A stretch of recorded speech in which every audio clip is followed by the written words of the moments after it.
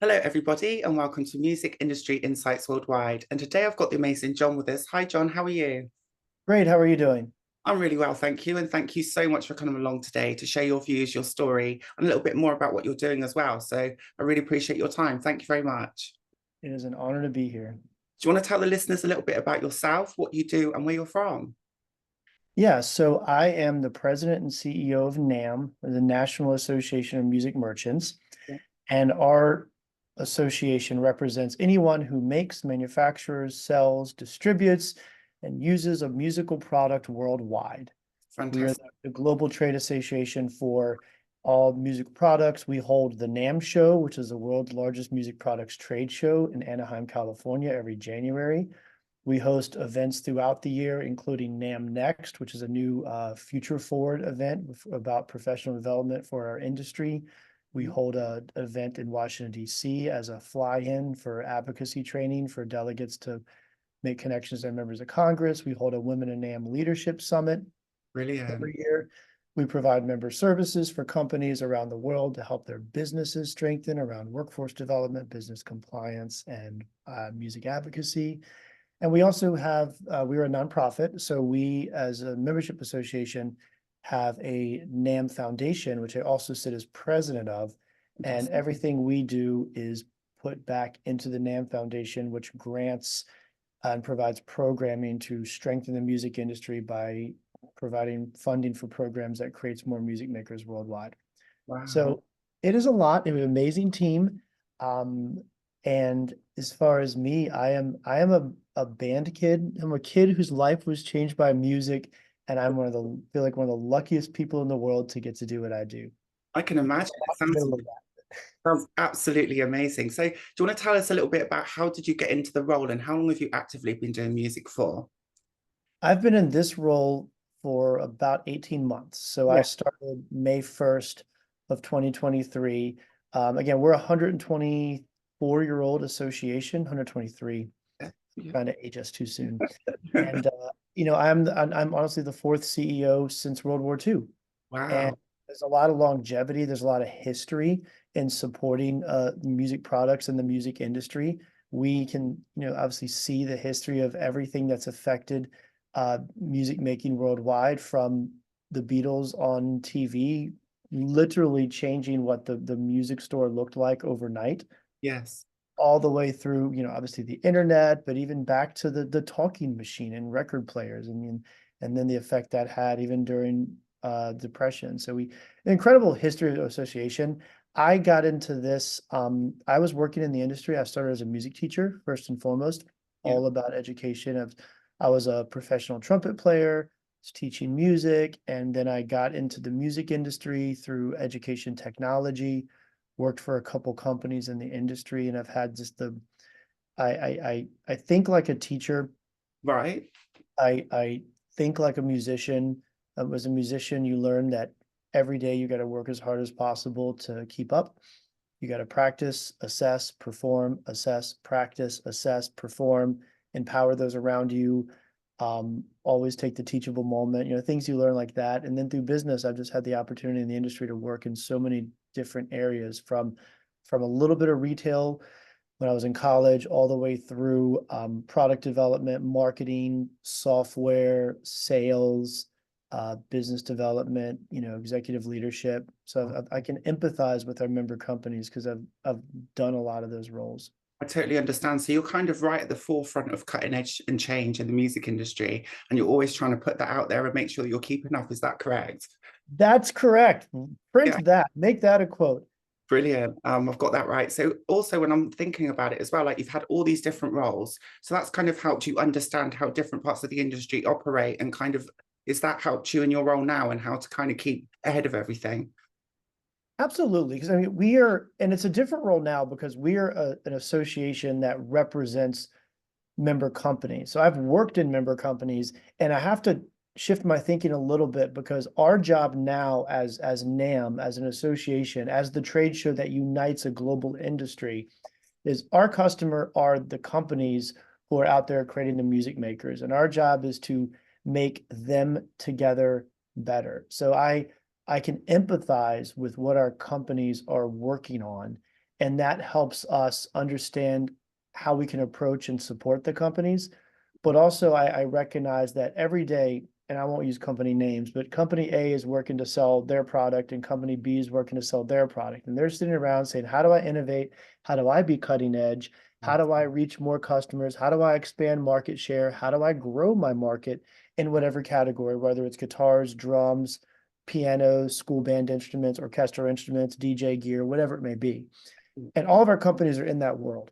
What we do is we think a lot about who's thinking about the entire industry and thinking about how do we create more customers for all of those? How do we create it as an industry, Yes. compete and grow against a world that, you know, people have a lot of things they can do with their time and money. They can play music, which of course I know will change your life.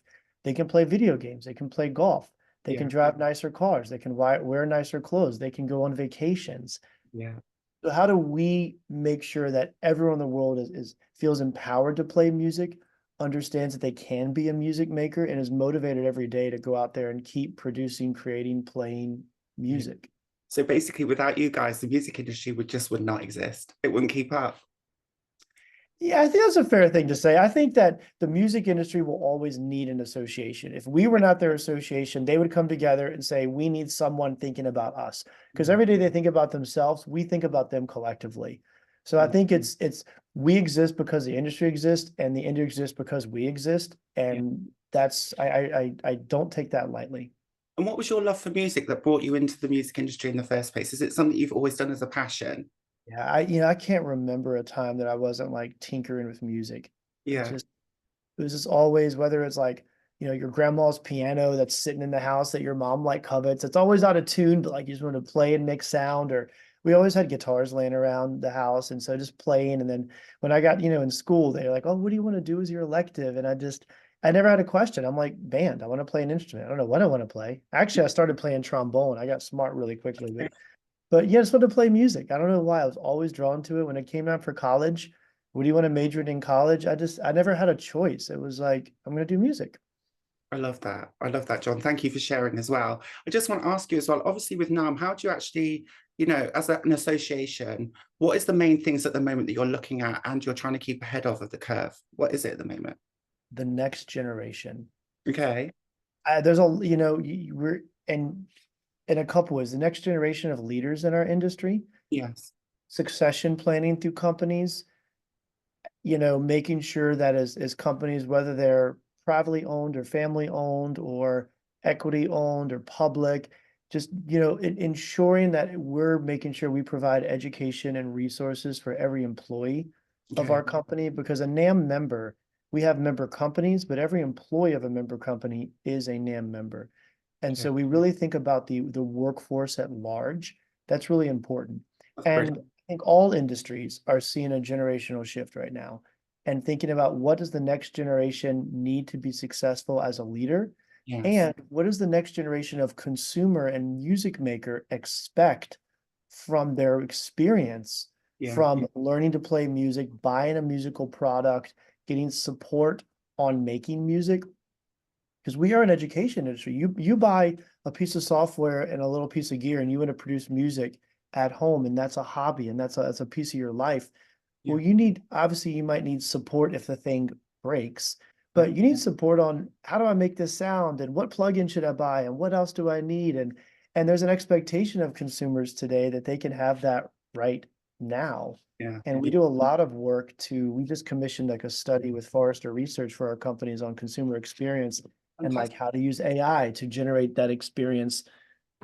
So I think that for me is really focused on the next generation of leaders. We have a lot of programs at NAMM Young Professionals, Women of NAMM, that we invest a lot of time and resources in making sure that the next generation sees themselves in our industry. You just touched on something there, which was AI. What's your thoughts and feelings on AI at the moment, and how that's going to kind of work out in the industry?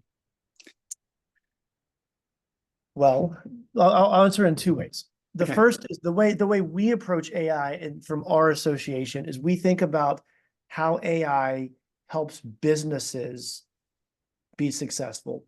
Yeah. Because so AI, the business tools, and AI as far as you think about what like CRMs are integrating AI to prompt and better understand your customers, or collecting customer data and taking that and being able to create summations and get insights from unquantized data. What AI does for a business is allow you to gain insights in your non-structured data, whereas before you'd have to do a customer survey of like select 1 through 5 or do a drop down, and we get those basic, 82% of people said they have 4 or 5 radio, blah, blah, blah. Those type of like traditional data that we use as businesses.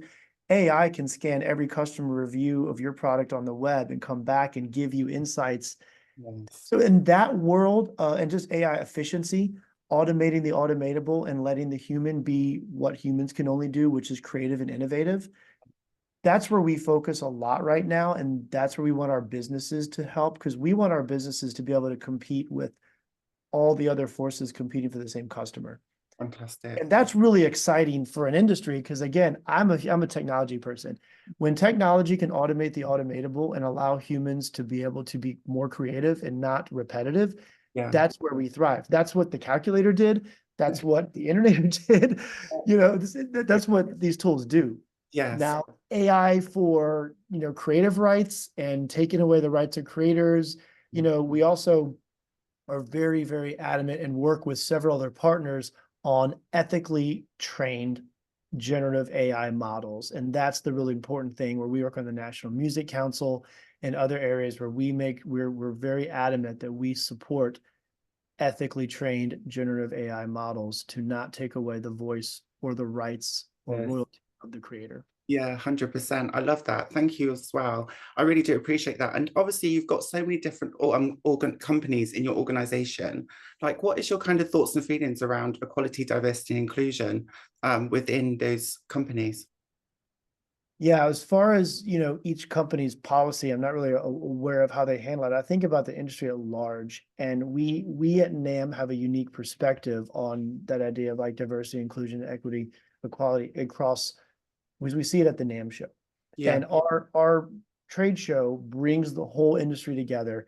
And we absolutely recognize that a focus on equality and inclusion and diversity is important for our industry.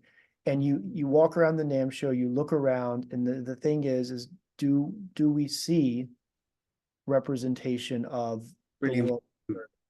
And so where I'm personally really interested in is that, yes, we are typically an industry of a lot of folks that have been in the music industry in the US, on tour, rock and roll for a long time.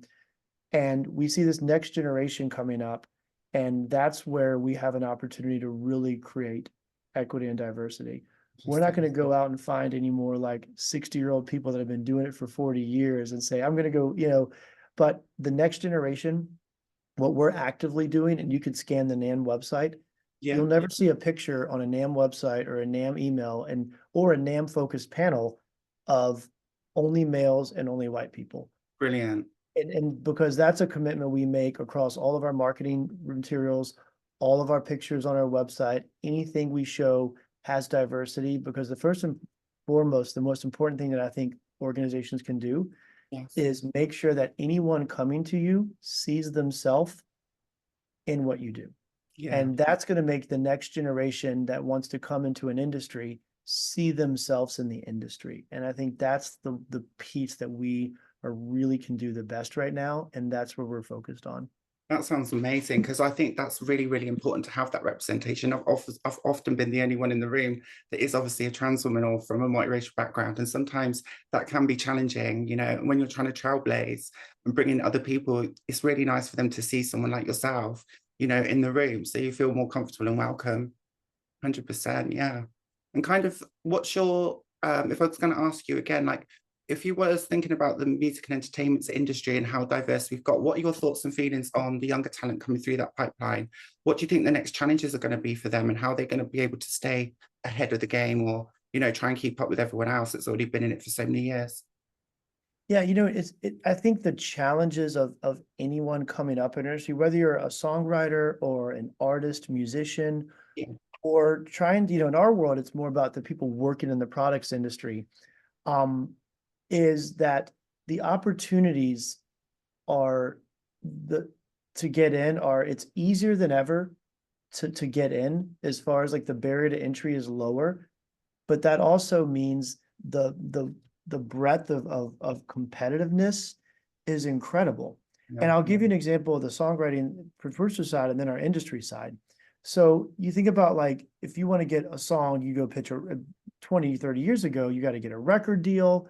They're going to promote you. They're going to get you on radio, and you're going to be known. Anybody can produce a song at home Yeah. on about $300 of equipment, Yes. get it on Spotify. The field is leveled. And so now you have a song, you're on streaming, you're on the same platform as the top artist instantly. Yeah. That is a game changer, but also that means you and a million other people are there. Yes. So then how do you break through the noise? There's lowering barrier to entry for people is so important, but that means everyone is in there. That's the problem, isn't it? Yeah. So then artists are, then they're trying to find their social brand. What's their TikTok game, or what's their Instagram focus? And so the artist always has to be an influencer. Like, you need to break through the noise. So what happens is you get, whether it's gimmicky or like highly focused or like really strategic, you have to do something to break through the noise, because before, by getting elevated to even get on the platform, to get the record, to get the CD cut, to get on terrestrial radio, that broke you through automatically. Yeah. And then you go to our products industry. So to get a job in our industry, we're doing a lot, careers in music. That's one of NAMM's biggest focus. We're going to launch a whole separate career site soon, because it's huge, just to educate the world that the music products industry has career opportunities. Yeah. Because you think of how many people love music, aspire to be musicians. They want to be a producer, engineer, songwriter, artist, or they just want to love music. Not everyone wants to be the front lead singer of a band and wants all that. Maybe they do. But we want to break the myth that if you want to work in music and have a successful life, and go to sleep every night and put your head on a pillow and say, I did music. You don't have to only be a starving artist or be the 0.0001% who make it, or you don't have to be a poor teacher who gets their summers off, but you can actually live a life as a successful business leader, marketer, repair tech, product technician, product innovator, product manager, educator in the music products industry. You could be the marketing VP for a company who makes musical products. And we got to think about that, like, that's a skill set. Yes, it is. Yeah. And there's a low barrier to entry, but then you have to figure out, that means everyone can kind of go everywhere. I like to describe our industry as of a rock wall, not a ladder. Some industries, you want to climb the corporate ladder. The problem with the ladder is you're halfway up, you're stuck. You're either going to go up or you're going to go down. And if someone's above you, you either wait for them to retire, quit, or fall off before you can climb a rung. You're stuck. We're a rock wall. Go here, go there, fall down, come down, hang out for a side, go back down, take another path, take a big leap and hope you can hold on. That's the music. Which is great, because everyone has opportunity, but how do we help people figure out where they want to climb? Yeah. And do you also think, obviously, with the advancements in technology, that some of the jobs might get lost in for some of your members, or not, do you think? That's a really, really important question. And I'll tell you that question, because we're a 123-year-old organization and we have good documentation. So I have, like, the nerd in me has read all the history of our organization. This is not the first time in history that technology has threatened jobs. Okay. It goes back all the time. I mean, even look, you think about like CNC machines in factories. That machine can make those cuts precisely 10 times faster than a human and never gets tired and never needs a lunch break. Yeah. Oh my gosh. And it's every industry. You can go way back. But what's always happened, and what I believe and what we coach people on, is that when technology automates the automatable, humans can always be more creative and innovative, because innovation has always been what's led this industry. Yes. Innovation is always at the forefront of what we do. Mm-hmm. And even pick something like a CNC machine that, I've talked to companies and I ask the question, I love visiting factories of our companies. I say, this machine, did it take away jobs? And they say, no. Now I have high paid engineering jobs that have to program, maintain, and support these machines that are intellectually satisfying. Yeah. Or someone comes up with a product idea where they carve a new guitar, they say, I want to do this body, I want to do this pickup. Then someone has to figure out, well, how do I scale the production line? Yeah. You're creating more creative, high level jobs. It also becomes a health and safety area too. You have employees that do the same job over and over and over every day. It's not mentally satisfying. Yeah. It's not physically satisfying. Yeah. So I don't think I don't think it's taking away jobs. I think it's allowing us to be more creative, and that's what humans thrive to do. We want to create, we want to Yeah. use. So it's in other words, making the music industry a smarter place to be. It means that we're freeing up ourselves to be able to do other jobs and let the AI do what it's supposed to be doing, basically, and do the hard bits, the complicated bits. I absolutely agree. If it's done ethically, and even on the songwriter side, because again, we don't represent songwriters, but I follow this, I'm passionate about it. You think about a songwriter today that's like, what if I sang this type of melody, but I did it with like let me put a trap beat behind that and see what that sounds like. Well, think about how, let me program a trap beat or pull in some loops, or I can go and say, in an AI generator, so program a trap beat. Let me see what that looks like. Oh, okay. You know what? I don't like that. Let me try that with a more hip hop vibe. Well, now they can just Quickly AI will do that quickly. Yeah. So it frees up the time and it gives you more time and space to be able to figure out, okay, what works and what doesn't work. Yes. Yeah. Now, as long as you don't cross the line of give me a hip hop beat that sounds like, DJ Mustard's beat, we don't want to steal what he's doing. But that's We want to it. give him the voice tag. Yeah. But that's why we need to keep it ethical as well. And I think that's my main concern with AI, isn't it? Is protecting the creators' rights and ensuring that they're not being stolen, or being kind of duped off as AI when it's not actually AI's work, it's somebody else's. Because AI kind of works by what you feed it, right? So you've got to give it the information, or it's got to find the information, and then it kind of learns from that. Absolutely. Yeah, that's really, really interesting. So I was going to say to you as well, obviously there's a lot of people coming into the industry now. We've got loads of new talent. Some of the talent does struggle, especially from the underrepresented and disadvantaged communities. What more could we be doing to support some of this talent that obviously might not have the funding or the backing? Is there anything that your companies or any of your companies do that kind of help to support people into the industry? Yeah, there's a lot of, we do a lot. I mean, for NAMM side, this is why we have the foundation, because this is, the foundation is our philanthropic outreach. And so, we do help a lot with making sure that we use scholarship funds and foundation funds to support folks that would not have the opportunity to participate in activities in some way. So I'll give you an example. We have a Women of NAMM Council that puts on programming and leadership events because female leaders are underrepresented in our industry. Yes. They're underrepresented in every industry, Mhm. but they're proportionally more underrepresented in our industry, which doesn't make it better. But so we have to really, advance there. So we have a council of female leaders that put together programming. We do podcasts. They do deep dive discussions to talk about, and one area that's a NAMM program. Okay. And NAMM, we consider any NAMM member has access to any Women of NAMM support resources. But at the same time, we recognize that we need to scholarship certain opportunities. So we scholarship certain amount of female leaders to attend the NAMM show that their company might not send them, or maybe they're at a place in their company where they're not selected because the company can only send so many people. We will scholarship that. We have a leadership summit where we train it. It's a really high level executive leadership summit for female leaders.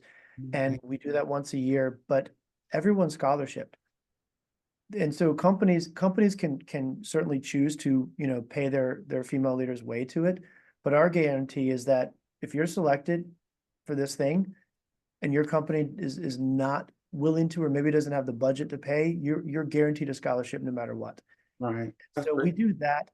We also recognize in like our young professionals program, we have a young professionals group that thinks about networking and mentorship and education for, kind of 21 to 40 age range. Yeah. We recognize a lot of the events we put on, especially our high level leadership events or even the NAMM show. The executives of companies are generally the ones that will come to certain events. Yeah. I'll give you an example. So we do a advocacy fly and we go to DC we train delegates from the industry, then we go lobby to members of Congress. We build the local relationship from the business leader to the member of Congress, and then we advocate for careers initiatives, music education initiatives. So generally, the business owner or the CEO is the one that wants to it should be making that relationship with the member of Congress. Yes. But then we as an industry are showing up as only typically the older executives.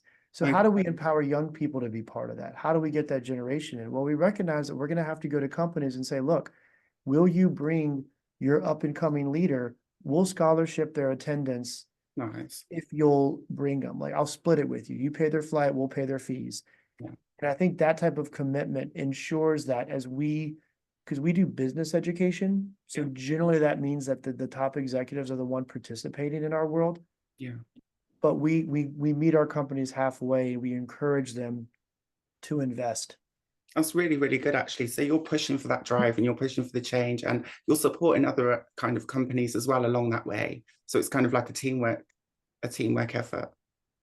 Absolutely. And we actually look very carefully around the rooms now and really look around and say, okay, and there's lots of ways you can slice and dice it. Like, do I have the manufacturing companies, the distributing companies, and the retail companies? Do I have the large global top 5 in the world manufacturers and the startup company who's trying to launch their first product? Do I have the largest retailer and the small local retailer? We want to make sure that, because the conversations that happen are important from all perspectives.